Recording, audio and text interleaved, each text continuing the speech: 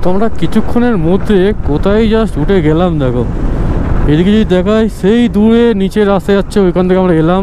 আর আমাদের পুরো সামনে স্নো ক্যাম্প মাউন্টেন। তবে এবছরে বরফ কিন্তু কমই রয়েছে, আগের বারে কিন্তু বেশ বরফ পেয়েছিলাম। আমরা দাঁড়িয়ে রয়েছি এখন তাংলাংলা পাস থেকে 5 কিলোমিটার দূরে। আর দাঁড়িয়ে একটা কারণ রয়েছে, এখান থেকে জাস্ট বরফের ভিউটা দেখো, অসম্ভব সুন্দর লাগছে জায়গাটা, যার জন্য দাঁড়িয়ে এখানে আমি দু একটা ছবি টবি ক্লিক করলাম। আর তার সাথে এখানে দেখো আমাদের মাথার উপরে পুরো সোজা হয়ে খাড়াই দাঁড়িয়ে রয়েছে পাহাড়।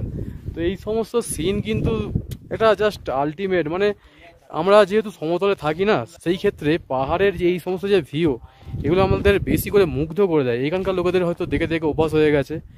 আর আমি যেখানে দাঁড়িয়ে রয়েছি এখন, এখান থেকে জাস্ট খাইটা দেখো, হাজারো ফিট নিচে খাই। জাস্ট একটু পা স্লিপ করলেই পুরো নিচে চলে যাবে, কোনো খুঁজেও পাওয়া যাবে না কাউকে। যাই হোক, আমরা বেশি ধারে যাচ্ছি না, আমরা সেফটি সবসময় ফলো করি এবং তোমাদের সাথে ভালো ভালো কিছু টিপসও শেয়ার করি এই সমস্ত জিনিস নিয়ে।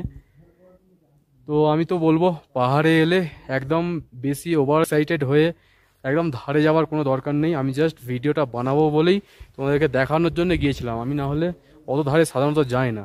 আমরা এখন রয়েছি 18,000 ফিট উপরে। আমার তো সেরকম দমের কষ্ট কিছু হচ্ছে না, তবে ঋষভ বলছে ওর মাথাটা হালকা হালকা ঝিমঝিম ঝিমঝিম করছে। তো দেখি কোনো সামনে দোকান ওষুধ দোকান থেকে কিছু ওষুধ কিনে খাইয়ে দিতে হবে। আর এই জায়গাটা সত্যি লাভলি ভাই, লাভলি।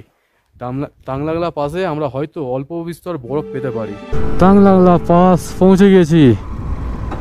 তো এই হচ্ছে তাংলাংলা পাস, 17,482 ফিট। তো আমি ভেবেছিলাম যে 18,000 ফিট হবে, এটা হচ্ছে 17,482 ফিট।